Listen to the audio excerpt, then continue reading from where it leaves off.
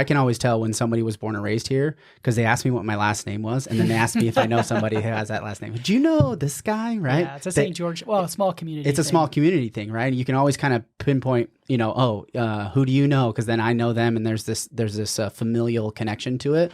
And those things start to disappear as cities get bigger, but also when we just have the draw is coming from outside of the area. And I think this is where the city can fill a real role, going back to kind of where we started with this, with the values and like, hey, what are the foundational principles that we're building our city off of, and holding strong to those principles and making sure that culture, we change the culture that comes here versus letting the culture that comes here change us, right? And being able to adapt to some of those things. And so it's a tough thing to do. We're going to go through these, it's like growing pains, right? These are just growing pains that we're going through. Change, and people, we naturally don't collectively like change very much, especially when it happens in a broader scope. It's like, it's just hard for us to like wrap our minds around what is this going to be like. And I think depending on your personality, and you see this in every organization level, whether it's a family, a business, a community, a government, you have to either stay strategic and continue to look forward, or the old adage goes, you die. Yeah. And so it's not that we just live in a great place with a lot of things that we can use to make this place as desirable as it ever was,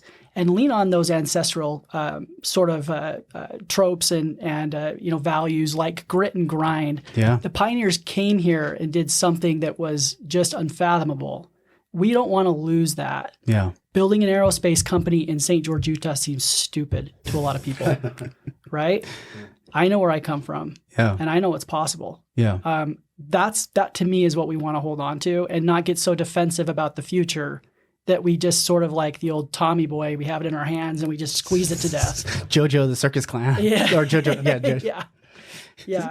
It's my pet. It's going to grow. And honestly, another thought experiment we've gone through is, what if a multi-billionaire just decides, hey, St. George is my favorite place on earth, and I'm going to buy as much land as possible, influence elections as much. I mean, it's interesting how little it takes to influence an election here from a financial perspective. Like, we're susceptible to risks that we should care about. And so being forward-looking and starting to think about those things is probably something that's not very easy for a lot of people, but it's necessary. Yeah. And it does take the open dialogue too. And this is one thing I will say is that even though this last election was pretty contentious, there was a lot of emotional lines that people drew. There was a lot of the issues landed on personalities and personal beliefs versus, how I think some of the city council members show up on a day-to-day basis, which I think there's some healthiness to that. I think it's healthy to have a dialogue, an opposing viewpoint dialogue. I really do think it's healthy. I always, I don't like the governor's statement, not necessarily because I disagree with his point, but disagree better. It just sounds really corny to me, right? Because it's like, well, yeah, but but how do we do this? Like, how do we have these open dialogues, but without bringing in emotion and without bringing in, personal attacks and things like that? And it's really hard for us to do is just a human to human. But if we can really look at it as a community, which is another piece, going back to Tech Ridge, is the design, especially with Isaac and his vision on it, is it's a community type, it's a small community type project where you're pushing people to run into each other, right? It's a walkable area. It's not car centric. It's walking centric. It's you're putting people into community situations where they have to engage with each other. And the more of that we can do, the better, because of this age of technology. Is we're so good at disconnecting ourselves from the rest of the community. And that's not what really built St. George in my mind. Well, you bring up a good point. I mean, I think part of the problem politically, and not to lean too much on politics here, but we've become so good at putting ourselves in echo chambers, right? Mm-hmm. If you go downtown St. George and you start talking to people, especially 10 years ago, more than likely everyone you talk to probably aligns with you politically, sees the world the same way. If those are the conversations we're having, and then we're watching news and programming that just reiterates our own biases back to us, we do tend to think that we're right. Like, we're right no matter what. And we lose that like age-old ability to just go out and say, I want to find out from different perspectives and point of view so I can round out my opinion and make sure that I'm considering everything. I mean, we do this as a business, right? Gary's perspective, his personality, his politics, everything about him are different than other leaders. Right. And I'll go to Gary and ask him a question, and he might take a completely different viewpoint than someone else. Yeah. But hearing both viewpoints allows me to make a decision that's grounded, that's considering the whole thing, and not just jumping to what I want to do. Because what I want to do is ignore both of them and just go and do what I want to do, right? Which you could do, but it's easier. Right. And if I'm in an echo chamber, then I might think that I'm brilliant, and that's what I should do. Yeah, right. But yeah, we've got to get that back. Diversity is big. It's important. Well, and I think I do have a different perspective on this whole situation with the city council, because I did work closely with the city council for years on building projects, the helicopter, precision genomics, up until a very recent election. And so I don't know how much, I don't know what, well, I have my opinions about what caused that, but I think what has been, I'm very concerned about what has happened just in very recent years, the last 2 or 3 years with the most recent council changes. Because before then, even at those moments, even in 2015, 2014, we still were seeing tremendous growth, and we didn't have the city council falling apart into a clown show. We just didn't. We had a city council that stayed partnered with businesses, that stayed focused on their job, that understood what their role was, right? And they didn't freak out over national politics or some conspiracy theory. So I just want to, there's a warning for us to really understand what has happened recently.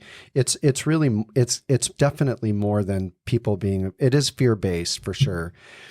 But that fear and what's caused it, and I think social media is definitely a big part of that, I think it's an important warning for us as a community to understand how easy it is for any government, whether it's a city government, or the federal government, to get off track from what its role really is, and have people in that position who are elected there because they got popular on a social media post and they have a bunch of followers and they've said the right dogmatic words, but when they get there, they have no clue what they're doing and they're unwilling to learn. Yeah. And they're unwilling to understand what the role of the government is. And then they alienate businesses. Yeah. And that was the road that we were headed down.